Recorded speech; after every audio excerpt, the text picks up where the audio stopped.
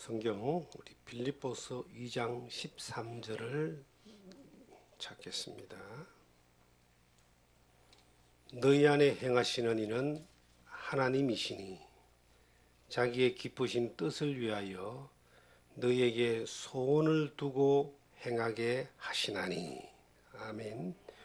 우리 안에 행하시는 하나님이라는 제목으로 빌립보서 2장 13절의 말씀을 통해서 우리에게 주시는 하나님의 은혜를 함께 나누겠습니다. 우리가 하나님을 믿는 사람들입니다.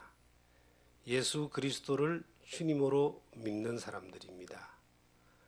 근데 우리가 믿는 하나님이 살아계시다고 믿는 사람이 있고, 그냥 필요할 때마다 자기를 도와줄 수 있는 분이라고 믿는 사람도 있고, 그 하나님이 그냥 종교의 대상으로, 막연한 대상으로 믿는 사람들이 있습니다.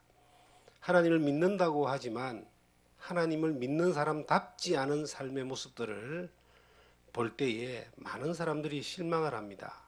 그런데 하나님을 믿는다는 것에 대하여 의미를 잘 모르는 사람들이 너무나 많고, 그리고 살아계신 하나님을 경험한 사람들 가운데서도 그 하나님이 어떤 분인가에 대하여 잘 알지 못하기 때문에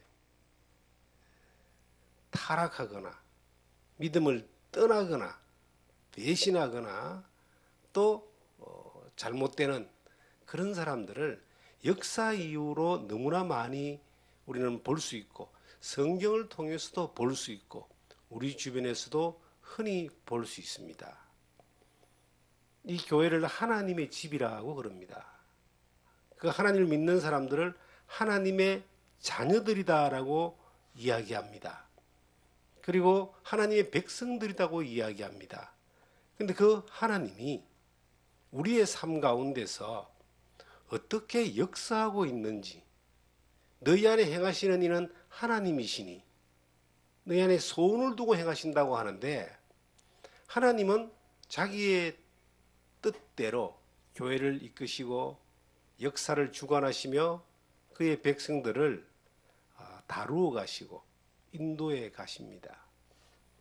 내가 살아가면서, 우리 각자 개인이 살아가면서 내 삶의 현장에서 그 하나님이 어떻게 살아서 역사하는지, 그 하나님을 향하여 내가 어떤 태도를 보이는지는, 이건 우리의 삶에 있어서 너무나 중요한 질문입니다.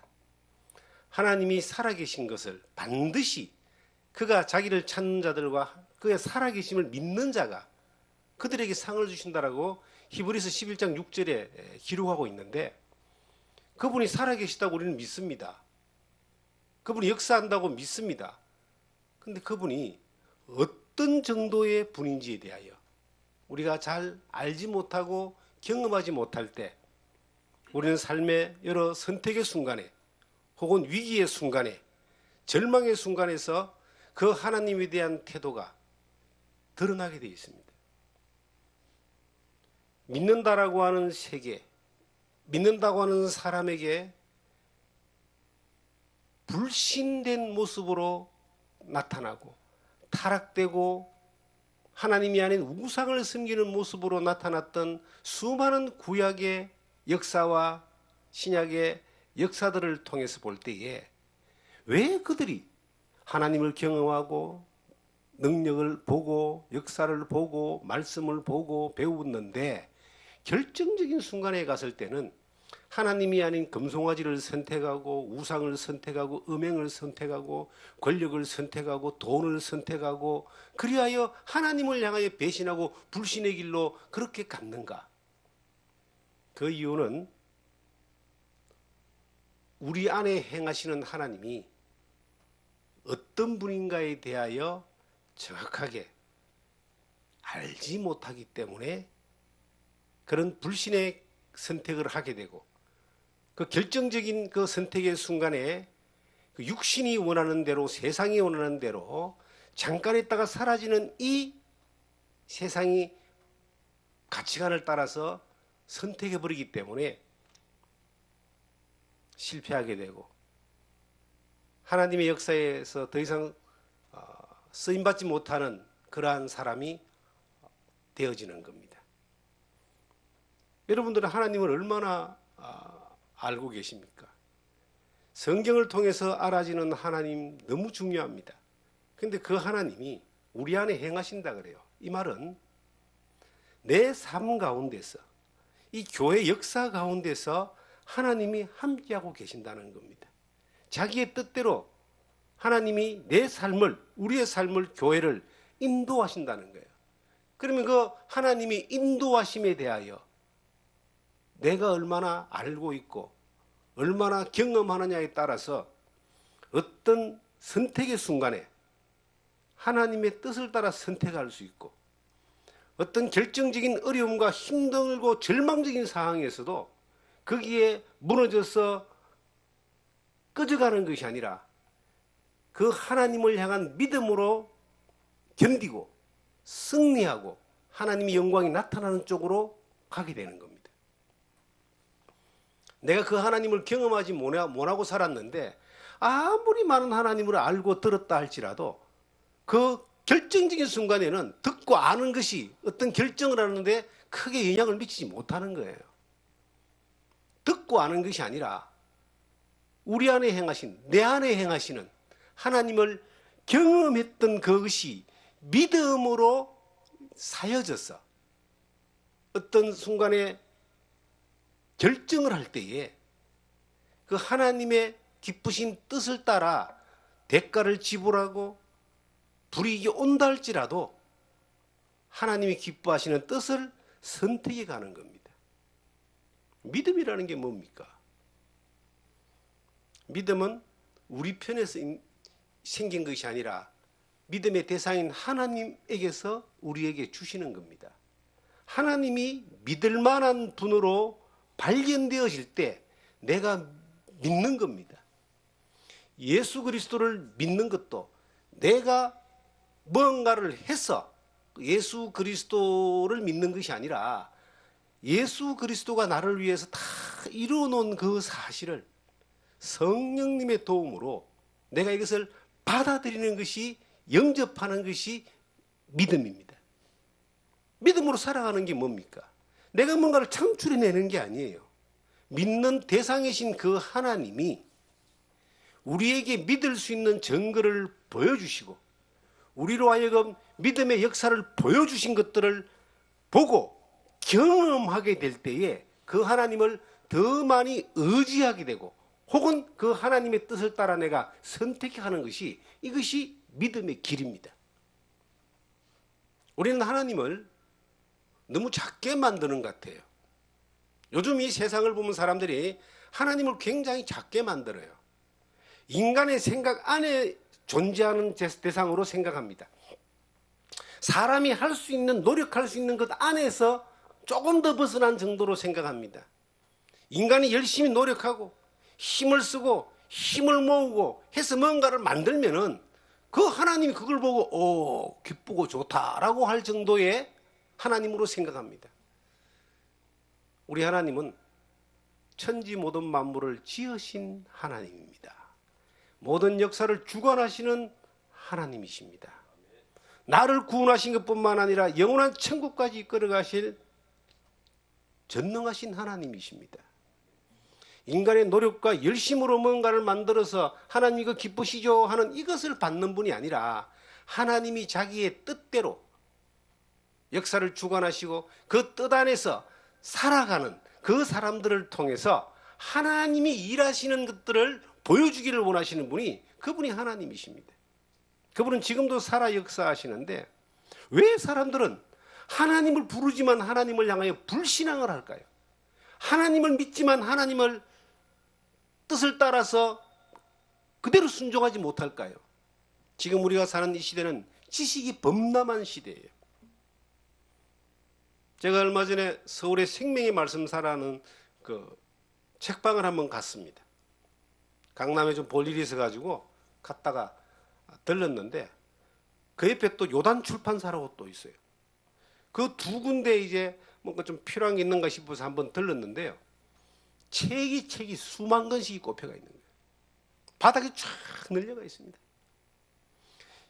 지식이 너무나 범람하는 시대에 하나님에 대하여 수없이 연구하고 하나님에 대하여 수없는 글들이 나와 있는데 그것을 내가 읽으면 어떤 부분에 내가 도움은 될 수 있겠죠. 지식적인 도움은 될 수 있습니다. 그런데 그 수많은 책들을 읽음으로 해서 내가 우리 안에 행하시는 하나님을 알아가고 경험할 수 있을까요? 하나님을 알아가고 경험하는 것은 내 안에 행하시는 것을 경험할 때 하나님을 알아가는 거예요. 경험되어질 때 더 믿어지는 거예요. 아무리 하나님께 맡기라고 하고 믿음으로 갈아가는데 한 번도 내가 경험해 본 적이 없는 거예요. 순종해 본 적이 없는 거예요. 그러면 어떤 것도 맡기지 못합니다. 생각 가운데는 맡기지만 삶은 안 맡기는 거예요. 마음 가운데는 동의해서 믿음으로 간다고 하지만 그 삶은 움직이지 않는 거예요. 왜 그럴까요? 너희 안에 행하시는 하나님을 경험하지 못했기 때문입니다. 교회가 복음을 전하고 이 세상을 향하여 빛이 되고 또한 땅끝을 향하여 선교를 하는데 우리 안에 행하시는 그 하나님을 경험하지 못할 때에 인간의 노력과 인간의 열심과 인간의 자본과 인간의 기술과 인간의 그 지식을 가지고 그것을 만들어 가려고 하는데 만들어가는 것처럼 보이지만 그 안에 행하시는 하나님의 역사가 없다면 그것은 그냥 사람들이 하나님을 기쁘게 하기 위해서 열심히 노력하는 것에 불과한 것이지 하나님이 역사하심으로 말미암아 영광 받으시는 것하고는 거리가 좀 멀 수가 있다는 겁니다. 호세아서에 보면은 이스라엘 민족이 호세아서에 보면은 하나님을 향하여 음행을 하게 되고 율법을 버리게 되고 그리고 불신앙에 대한 극치를 달리는 것이 호세아입니다. 고멜이라는 그 여자와의 혼인관계를 이야기하면서 음행했다고 이야기를 합니다. 그 이스라엘 민족의 영적 불신앙과 음행과 하나님을 향한 그러한 배신에 대하여 치료책이 뭔가? 그 당시에 이스라엘은 종교국가였습니다. 비록 전쟁이 있고 압제가 있었다 할지라도 그들의 민족은 율법을 통해서 성전을 중심으로 하여 그렇게 하나님을 섬기고 믿었습니다. 그런데 그들에게서 하나님은 말씀하시기를 너희가 음행했다, 불신앙했다, 하나님을 버렸다라고 이야기합니다. 치료책이 뭘까요? 더 열심히 그들의 종교의 행위와 율법을 따라서 열심히 행하는 것일까요? 아닙니다. 그들의 지식은 아마 그 당시에 이 유대 종교의 구약의 지식은 지금의 버금가는 그러한 지식이었을 겁니다. 율법사들이나 서기관들이나 제사장들이나 수많은 사람들이 1000년 이상의 역사 가운데 그 만들어진 율법과 그 종교의 유대교의 규례를 따라서 얼마나 많은 것들을 가르쳤겠습니까? 몰라서 그들이 하나님을 안 믿고 몰라서 그들이 음행을 한 것이 아닙니다. 지식이 범람했지만 문제가 어디에 나오느냐? 전능하신 하나님을 알지 못했다는 거예요. 살아계신 하나님을 그들은 경험하지 못했다는 거예요. 하나님에 대한 두려움이 없다는 거예요.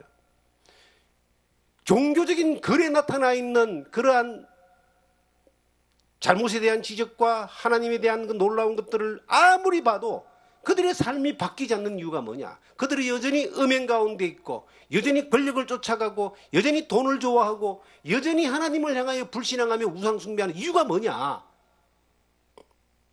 그들은 전능하신 하나님, 그 하나님을 알지 못했던 것입니다. 호세아서 12장을 보시면은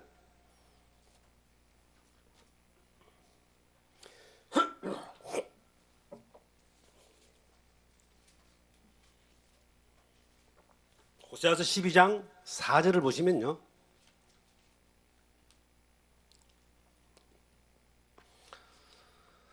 천사와 겨루어 이기고 울며 그에게 간구하였으며 하나님은 베델에서 그를 만나셨고 거기에서 우리에게 말씀하셨나니 여호와는 만군의 하나님이시라. 여호와는 그를 기억하게 하는 이름이니라.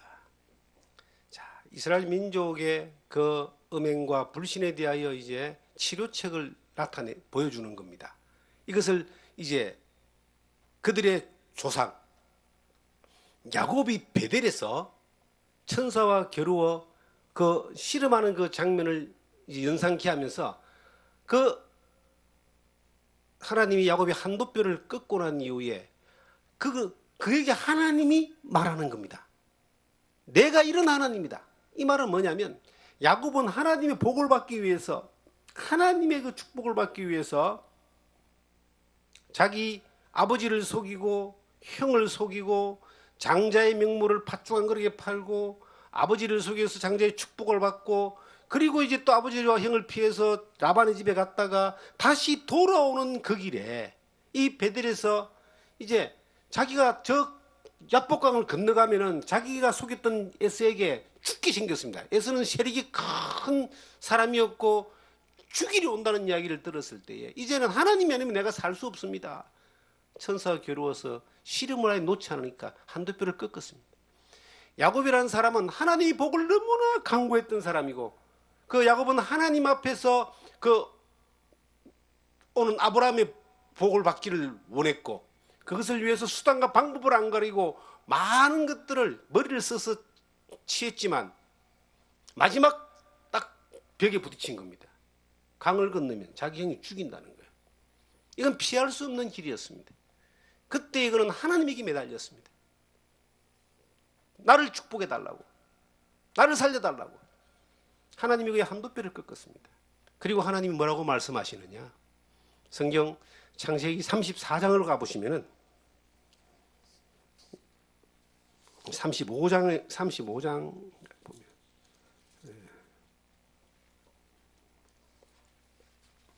하나님이 말씀하시기를 10절부터 한번 보겠습니다.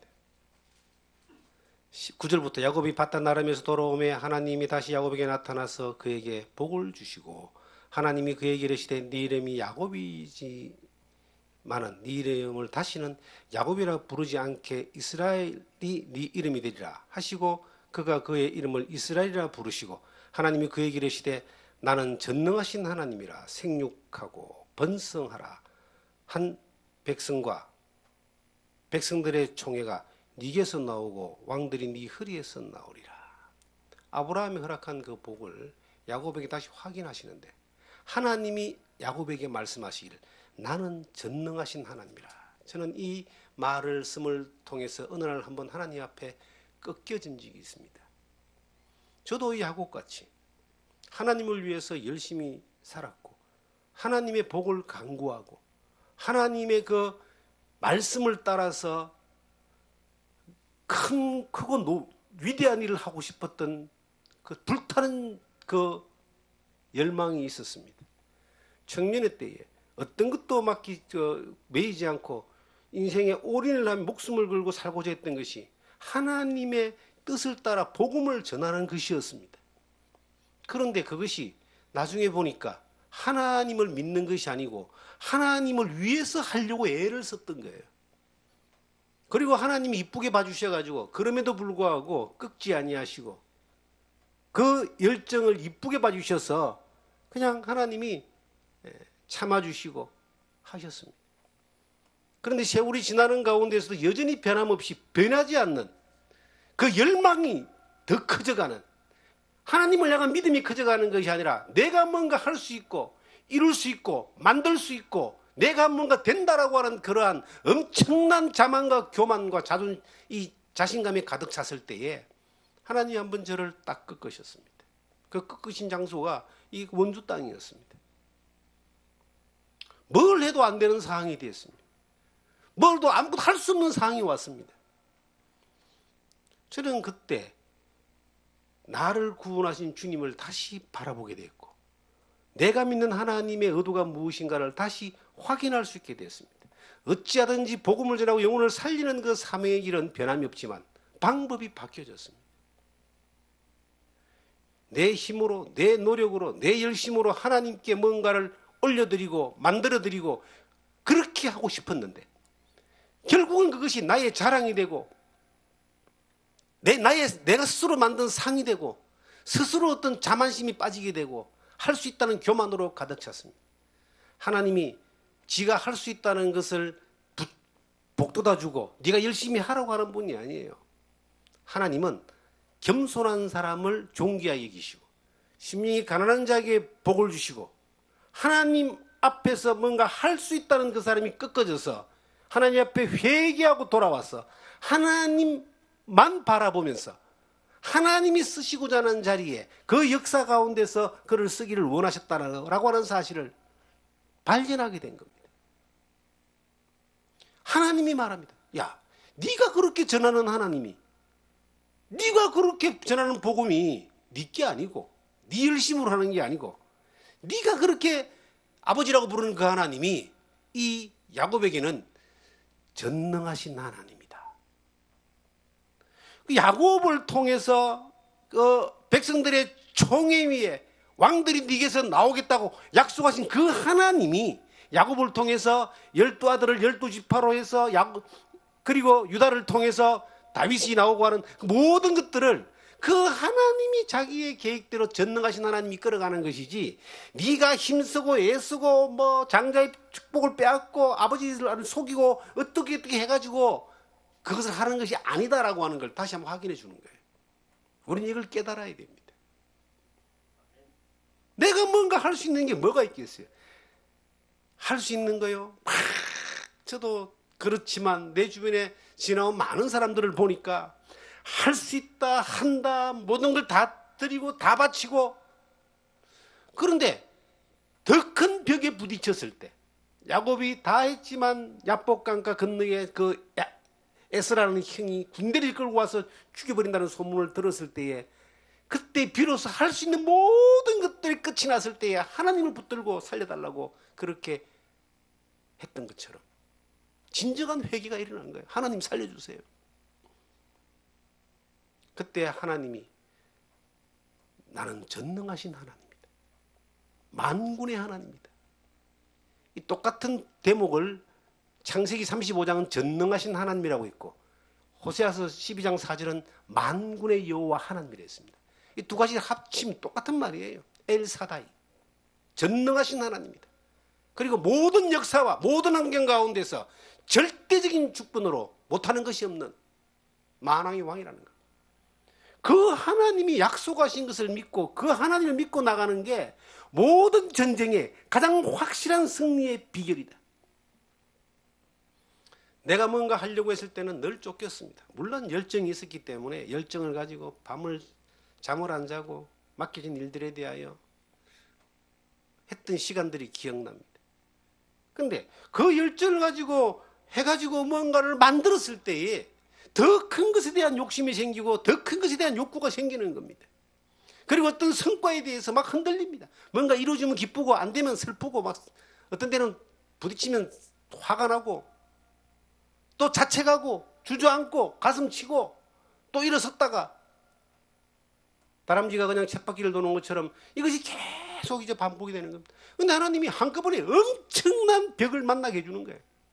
정말 그 한꺼번에 만났던 벽은 내가 할 수 있는 모든 것들이 완전히 박살나버리는 어떤 것도 할 수 없는 그러한 상황이 부딪혔을 때 깨달았습니다. 박살낸 하나님의 의도를 발견한 거예요. 그것을 모든 것을 박살내게 하시는 것도 하나님이시고 비로소 하나님 앞에 하나님이 너를 인도한다. 네가 하나님 일을 하는 것이 아니라 하나님이 하나님 일을 하는데 다만 너를 써먹을 따름이야. 그 써먹을 수 있는 자리에 전능하신 하나님을 발견하고 따라만 가면 돼. 아무것도 할 수 없는 절망적인 상황에서 전능하신 하나님, 만군의 여호와 하나님을 발견하고 그 하나님을 확인하게 된 거예요. 아, 내가 그토록 전하고자 하고 영광을 드리기를 원했던 그 하나님이 내 노력과 열심과 내가 모든 걸 던지는 이것으로 영광 받는 것이 아니라 내가 그 하나님을 알고 따라가는 것을 그것으로 영광을 받으시는구나. 하나님이 자기 일을 하시는구나. 그래서 그때부터 자주 썼던 말이 하나님은 하나님이 자기 일을 하십니다. 내가 하나님의 일을 하는 것이 아니라 하나님이 하나님의 일을 하시는데 나는 하나님이 쓰실 수 있는 도구에 불과합니다. 숨 쉬는 것조차도 하나님의 은혜입니다. 하는 것들을 고백하게 된 겁니다. 우리는 인생에 어떤 결정을 해야 될 때가 있습니다. 선택의 기로에 설 때가 있습니다. 아니면 인생의 가장 어렵고 힘든 절망의 순간에 서 있을 수도 있습니다. 아무것도 할 수 없고 해도 안 되는 그러한 헤어나지 못하는 늪에 빠져 있을 수가 있습니다. 그것이 건강의 문제든 금전의 문제든 사역의 문제든 가족의 문제든 자녀의 문제든 어떤 것이든 간에 절망에 이르렀던 그런 순간들이 우리에게 오게 됩니다. 그것이 왔을 때에 그 환경까지 인도하신, 그렇게 만드신 그 하나님이, 전능하신 하나님이 그렇게 만드시고 인도하셨다는 것이 발견되어지면 거기에서 주저앉지 않습니다. 그 하나님을 발견하는 것만으로, 그 하나님을 알게 된 것만으로 어떤 선택의 순간에서 그 하나님의 뜻을 따라 선택할 수 있는 힘이 생기고, 절망의 순간, 그 엄청난 그 고통의 순간에서도 그 하나님을 발견함으로 역전이 일어나는, 하나님의 의도가 발견되는 그 순간부터 시작해서, 경험하는 그 순간부터 시작해서 하나님의 뜻을 따라서 이겨나가고 견뎌나가고, 그리고 하나님의 역사 가운데 쓰임받게 되고, 그로 인하여 하나님이 영광 받으시는 것을 우리가 경험하게 되는 겁니다. 이것들이 경험될 때, 이런 것들이 경험되어질 때 축적이 되는 겁니다. 경험이 축적되어질 때, 어떤 상황이 생길 때마다 축적된 그 경험이 믿음의 상황을 선택하게 하고 이기게 하고 견디게 하고 승리하게 하는 겁니다. 많은 믿음의 사람들이 하나님이 그와 함께 한다는 것을 고백합니다. 바울도 주께서 내 곁에 서서라고 이야기했고, 모세도 하나님의 음성을 들었고, 여호수아도 하나님의 음성을 듣게 되고, 다윗도 다니엘도, 많은 사람들이 하나님을 경험하고 하나님에 대한 것들을 말할 때 그 당시의 상황과 상식과 맞지 않는 일들이었습니다. 그런데도 그 하나님을 경험하고 하나님 말씀을 따라 선택한 걸 통해서 기적이 일어나고 능력이 일어나고 많은 사람들이 주께로 돌아오고 하나님의 놀라운 역사들이 나타났다는 것을 우리는 성경을 통해서 배웠습니다. 그런데 이것이 나에게도 일어난다는 거예요. 지금 이 호세아서 12장으로 다시 한번 돌아가 보시면은,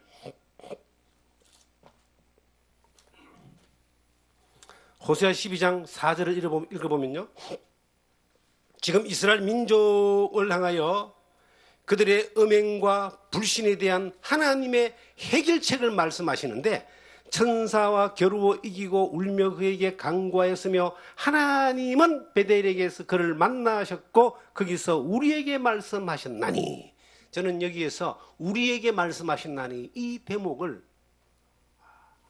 마음 가운데 크게 깨달음이 오는 겁니다.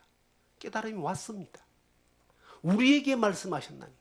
이것은 이 호세아서가 기록되어지기 한참 전에, 1000년도 더 전의 사건을 지금 이야기하는 거예요. 호세아서가 BC 600년경에 기록됐다면 이 야곱의 사건은 BC 약 2000년, 400~500년 전의 사건을 지금 가지고 오는 거예요.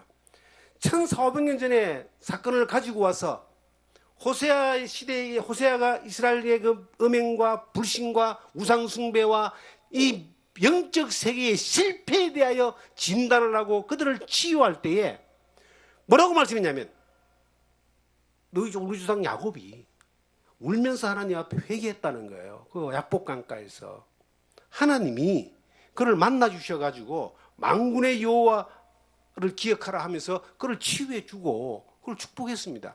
이것을 이야기하면서 뭐라고 했냐면, 거기에서 우리에게 말씀하셨나니. 1500년 전의 사건이 호세아 시대 때 이스라엘 민족의 영적인 이 잘못들에 대하여 치유하는 치유책으로 우리에게 말씀하셨나니. 그로부터 지금 2600년이 지났습니다. 이 호세아 시대부터 2600년이 지금 지났습니다. 하나님은 지금도 이 호세아서의 이 말씀을 통해서 거기에서 우리에게 말씀하셨나니. 지금 오늘 우리에게 말씀하고 있는 거예요. 뭐라고? 우리가 믿는 하나님이 만군의 여호와, 전능하신 하나님이라고. 여러분, 만군의 여호와 전능하신 하나님이 나를 인도하는 것만 경험하고 배우면 우리는요, 아무것도 아니라도 그 만군의 여호와 하나님이 자기 일을 하시는 겁니다. 이걸 경험할 수 있는 사람들은 하나님의 손에 붙들린 사람이 되는 거예요. 모세가 위대해서 이스라엘 민족을 이끌어낸 것이 아니고 베드로가 위대해서 예수님의 수지자가 된 게 아닙니다. 그들은 그저 만군의 여호와 전능하신 하나님의 손에 붙들린 사람인 거예요. 그들을 통해서 하나님이 역사를 하신 겁니다. 하나님이 하나님의 일을 역사하신 거예요. 저는 기적을 많이 봅니다. 가장 큰 기적이 제가 예수를 믿었던 기적이고, 그 다음에 기적이 제가 예수의 복음을 전하고 사는 삶을 살았던 것이 기적입니다. 그리고 또 하나의 기적은 그 살았던 세상 가운데서 그 한 20년 정도는 내 힘으로 열심히 힘을 다하여 하나님의 말씀을 전하고 하나님을 기쁘시게 하고 하나님께 잘 보이려고 애를 썼던 그러한 시간들, 그 시간들을 돌이켜보면요, 자랑할 게 참 많습니다. 한 일이 많기 때문에 뭐 사람하고 비교할 수 없는 그러한 열정이 있었습니다. 그런데 그것이 나의 교만으로, 하나님을 알지 못한 것으로 열정으로 갔기 때문에 어느 날 이 야곱의 약복강가처럼 완전히 부셔지고 망가뜨려지고 깨져버린 그런 자리에, 그 자리가 최고의 기적이었던 거예요. 그때 내가 만약에 그 실패가 없었다면, 그 완전히 모든 것이 다 놓아져 버린, 내가 할 수 있는 것이 아무것도 없는 그때가 없었다면 여전히 내 자랑하고 내 잘난 척하고 내 업적을 이야기하면서 그거 뜯어먹고 지금도 살고 있겠죠. 그런데 너무나 감사한 것은 하나님이 그때 모든 걸 망가뜨렸다는 거예요. 완전히 꺾어버렸다는 거예요. 그때 비로소 하나님 앞에 내가 잘못된 길을 걸어왔다는 것을 발견하게 된 겁니다. 그리고 전능하신 그 하나님이 원하시는 것이 뭐냐? 이 야곱은 이 호세아서 보니까 눈물을 흘리며 회개했다 그러잖아요. 진정한 회개가 일어나는 겁니다. 하나님은 겸손한 사람을 쓰십니다. 하나님의 붙들린 사람을 쓰시는 거예요. 내가 뭔가 할 수 있는 사람이 아니라 하나님이 하십니다. 나를 붙들어 주셔서 감사합니다. 그리고 그 뜻을 이해하고 알고 따라가는 거예요. 어떤 결정적인 순간이 왔을 때에 수많은 사람들은 자기가 가지고 있는 세계관에 따라서 선택하게 되어 있습니다. 힌두교 지역에서 태어난 사람은 생로병사의 모든 과정을 그 힌두교에서 배운 것에 대한 세계관을 가지고 그대로 가는 거예요. 불교 세계에서 그렇게 세계관을 만들어진 사람은 생로병사의 모든 것들을 그 세계의 세계관을 따라 가는 겁니다. 우리는 예수를 믿었지만, 하나님을 믿지만 그 전능하신 하나님을 경험했느냐 못 했느냐에 따라서 어떤 일을 선택할 때에 그 자기가 가지고 있는 믿음의 세계관을 따라서 결정하게 되어 있습니다. 하나님을 믿지만, 예수를 믿지만, 신앙생활을 한다고 하지만 여전히 자기가 뭔가를 했어, 뭔가를 하나님을 위해서 뭔가 노력했어, 바쳤어, 그렇게 해서 하나님 앞에 가려고 하는 사람들은 그것이 전부다라고 생각하니까 아무리 가르치고 아무리 말해도 못 알아듣습니다.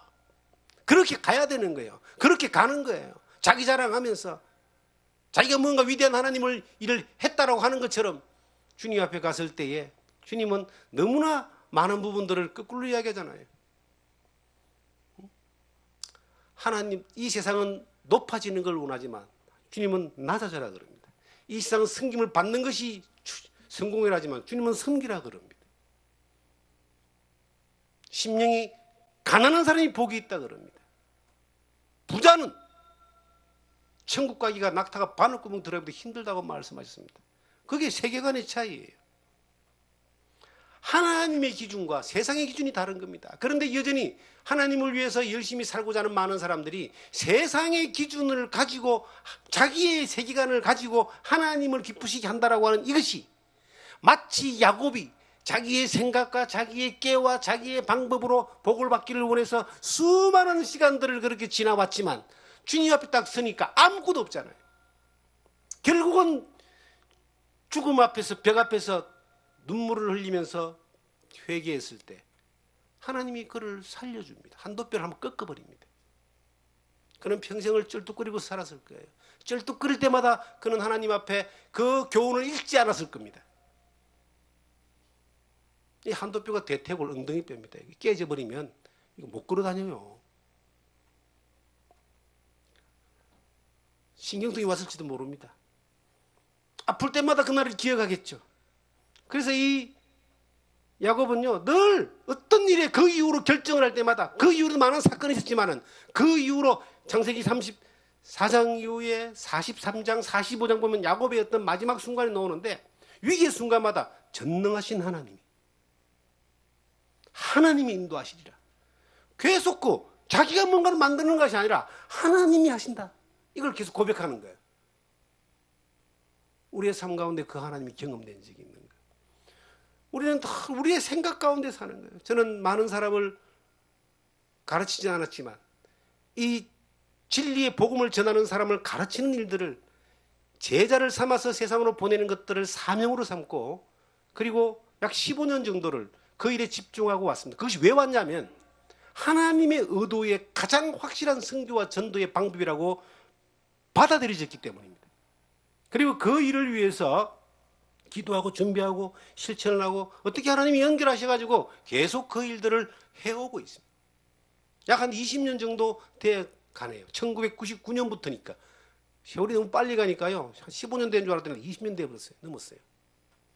그런데 그때부터 그러한 상황 가운데서 정말 가르쳐주고 싶은 것은 성경에서 나타나 있는 하나님의 말씀과 복음과 진리에 대한 것뿐만 아니라 그 한 사람 한 사람이 하나님을 경험하는 겁니다.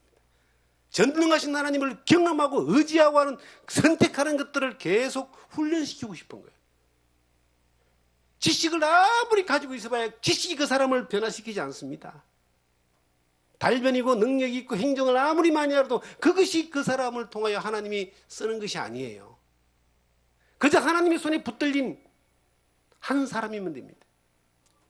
야곱이 그랬던 것처럼 야곱은 구약시대에 보면요 최고로 머리가 잘 돌아가는 잔머리가 잘 돌아가는 이 사기꾼 같은 그런 마인드를 가지고 있는 자기 이득을 위해서 어떤 것도 하는 자기 최로 형을 속이고 자기 아버지를 속이잖아요. 자기 삼촌을 속이잖아요. 그렇지만 그 머리와 지식을 하나님이 쓰신 것이 아니라 그것은 전부 다 버려지게 되고 하나님을 발견하고 전능하신 하나님을 믿는 그때부터 믿음의 사람으로 바뀌는 거예요. 우리가 영적 전쟁에서 우리는 수많은 일들을 해야 됩니다.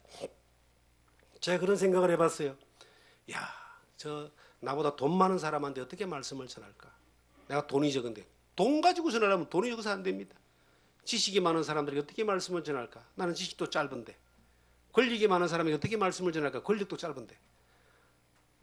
그 세계관이 그렇게 갇혔을 때는 절대 못하는데 전능하신 하나님이 내 아버지고 그 하나님의 말씀을 따라 내가 말씀을 전한다 했을 때는 이 세상의 지식과 권력과 재물이 아무것도 비교 대상이 안 되는 거예요. 상대가 안 되는 겁니다. 전능하신 하나님이 내 아버지고 그 하나님의 명령을 수행하는 그 일꾼으로서 단지 말씀을 전하는 것만 한다라고 했을 때에 하나님 역사가 나타나더라니까요. 내가 뭘 가졌습니까? 내가 가지고 있는 것으로 뭔가를 할 수 있다라고 하는 것은 굉장한 착각입니다. 할 수 있는 게 별로 없어요. 자신할 수 있는 게 뭐가 있습니까? 이 시대에. 건강을 자신하는 사람도 뭐 하루아침에 부고가 옵니다. 죽었다고. 재산이 많은 사람도 어느 날 들어보면 부도 나가지고 뭐 거지돼 있다 그래요. 권력이 많은 사람도 어느 날 권력 떨어지니까 숨어 살아요. 이 세상에서도 그런데 만약에 주님 앞에 갔을 때에 내가 선택했던 수많은 세상적인 모든 것들이 나를 지켜줄 것 같지만은 그 벽에 딱 부딪히면 그건 아무것도 아니에요. 하나님만 남는 거예요. 내가 전능하신 하나님을 믿고 살았다면 육체의 생명이 마감된다 할지라도 그것이 얼마나 하나님 앞에 감사한 겁니까? 우리는 영적 전쟁의 무기를 뭘로 할 것이냐를 선택해야 됩니다. 육신의 어떤 것들을 이 세상의 가치관을 가지고 있는 사람은 세상의 가치관을 쫓아서 선택하기 배가 있어요. 그렇게 그거 선택하기 위해서 비굴해지고 선택하기 위해서 세상과 타협하고 그 선택하는 것 때문에 우상을 섬기고 돈이라는 우상, 물질이라는 우상을 선택하게 되고 그것을 그것이 가치관이 그렇게 되어 있기 때문에 결정적인 순간에는 불신앙을 선택하게 되어 있습니다. 안 그런 줄 아세요? 반드시 그렇게 되게 되어 있습니다. 모래하고 쇳가루가 촥 이렇게 바닥에 떨어져 있는데 하나하나 골라내기 힘들잖아요. 강력한 자석을 딱 대면요, 모래 성분은 남아있고 쇳가루 성분은 싹 붙어버립니다. 이게 끌림의 법칙이라는 거예요. 이 세상의 가치관을 가지고 있는 사람이, 그 세계관으로 살았던 사람이 그 가치관보다 더 큰 가치관으로 그를 유혹하면은 100% 가는 거죠. 완벽한 100%입니다. 그런데 가치관이 달라. 성분이 달라요. 성분이 쇳가루가 아니고 모래야. 성분이 전능하신 하나님을 믿는 믿음으로 사는 사람이에요. 성분이 하나님 손에 붙들려 사는 사람이야. 그럼 어떤 일을 결정할 때도 선택할 때도 그 성분에 따라서, 믿음의 성분에 따라서 선택하는 거예요. 어떤 어려움과 힘겨움과 절망적인 상황이 왔을 때도 타협하지 않고 불신앙하지 않고 그리고 하나님을 저버리지 않고 죽으면 죽으리라는 믿음으로 그 하나님을 향하여 하나님의 기쁨을 따라서 가는 겁니다. 그러면 하나님 역사가 나타나죠. 믿음을 경험하지 못한 사람들은요, 계산을 가지고는 아무리 해도 오래 못 갑니다. 사람들이 평가하는 것이 우리에 대한 평가, 나에 대한 평가, 사람들이 네 같은 게 무슨 복음을 전하고 네가 무슨 하나님 말씀을 전하느냐고 이야기할 수 있습니다. 사람의 평가, 그게 맞는 거예요. 그게 틀린 게 아니에요. 그들이 가지고 있는 세계관 가운데 그게 맞는 거라는 거예요. 그런데 우리는 거기에 신경 쓸 필요가 없어요. 믿음의 사람이라면 하나님의 평가에 신경을 쓰는 거예요. 하나님 손이 붙들려 가는데 수많은 사람이 1000만 명이 나에게 박수를 쳐도 하나님이 아니면 그거는 가장 불행한 인간이지만 1000만 명이 나를 향하여 비난을 해도 하나님이 기뻐하시면, 예수님이 그 길을 갔잖아요. 바울이 그 길을 갔잖아요. 십자가를 지고 십자가 길을 갔잖아요. 그 길이 하나님의 영광이 나타나는 일이고 사람을 살리는 길이고 하나님의 역사에 쓰임받는 길이에요. 하나님, 우리가 그 길을 가기를 원하는 겁니다.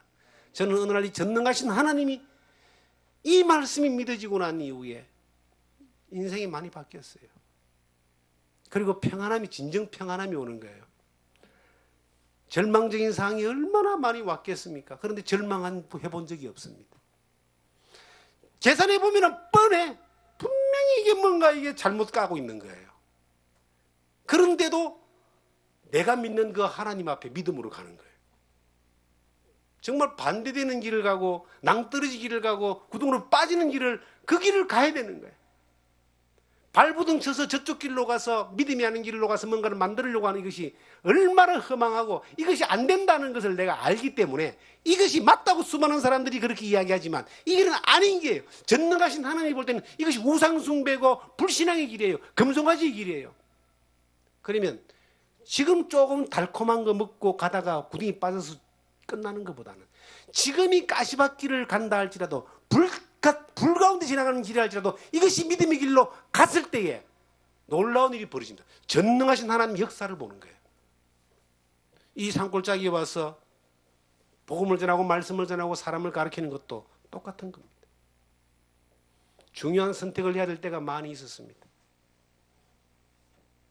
그런데 그럴 때마다 하나님 앞에서 깊이 기도하고 고민할 것도 없어요. 왜 그러냐면은 내가 가지고 있는 하나님을 향한 세계관, 믿음의 어떤 경험되었던 그런 믿음을 따라서 그냥 선택해버리는 거예요. 그 믿음의 길을 선택했을 때 그 길이 가시밭길이고 손해보는 길이고 불을 지르고 가는 불구덩이 길을 알지도 그 길을 갔을 때에 놀라운 길이 열리더라는 겁니다. 모든 일들이 이것은 적용되더라는 것이죠. 사역의 길뿐만 아니라. 저는 이 바보같이 왜 그 길을 선택했냐고, 왜 바보같이 그렇게 했냐고, 그런 이야기도 많이 듣습니다. 많이 들었습니다. 그런데 저는 바보 같은 선택을 한 것이 아니에요. 가장 가치 있는, 가장 확실한, 가장 손해보지 않고 후회되지 않는 길을 선택해서 지금까지 온 거예요. 전능하신 하나님을 경험하고 난 이후에. 그리고 그 하나님이, 만군의 여호와 하나님이 우리의 삶을 책임지고 자기의 뜻을 따라서 소원을 두고 행하시는 그 하나님의 소원이 하나하나 이루어져가는 것들을 경험하고 지금까지 살아오게 됐습니다. 앞으로도 똑같이 남아있는 여정이 얼마인지 모르지만 그 여정 가운데 늘 전능하신 그 하나님을 따라서 만군의 여호와 하나님의 인도함 가운데 그분이 기뻐하는 걸 선택하며 걸어갈 때에 세상에서는 별로 화려하지 못하고 세상에서는 인정받지 못하고 세상에서는 그렇게 놀라운 일이 일어나지 않는다할지라도 전혀 거기에 대한 후회나 동경이나 그런 것이 없습니다.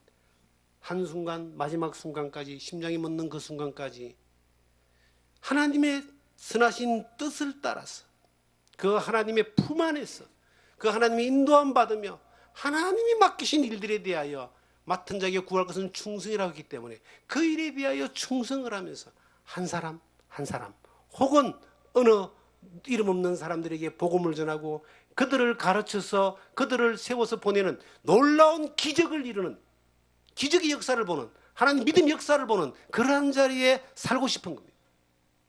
그렇게 살다가 주님 앞에 가는 거죠.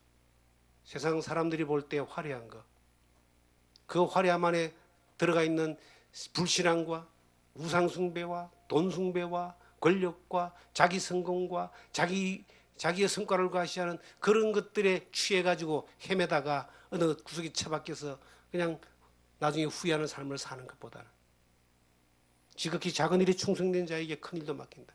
하나님이 큰 일을 맡기실 때도 있었어요. 똑같은 사명을 가지고 중심이 흐트리지 않고 그 일을 하는 것이고 또 작은 일을 맡기면 그 작은 일에 충성을 다하는 것이고 아무 일도 안 맡기면 그 주님의 품 안에서 그냥 편하게 쉬는 겁니다. 그런데 일을 안 맡기신 적은 없는 것 같아요. 늘 쓰임받는 사람으로 믿음의 현역으로 여러분 또한 그렇게 살기를 정말 여러분들의 삶의 어떤 선택의 기로에 어떤 일을 해나갈 때에 전능하신 그 하나님이 경험되어진 그 하나님을 따라서 선택해 나가면 절대 후회할 일이 없습니다. 하나님은 절망적인 자리에서도 그들을 쓰십니다. 불구덩이에 들어가도 하나님이 그를 사용하신다니까요. 그렇게 쓰임받다가 주님 앞에서는 여러분과 제가 되기를 주님의 이름으로 부탁드립니다.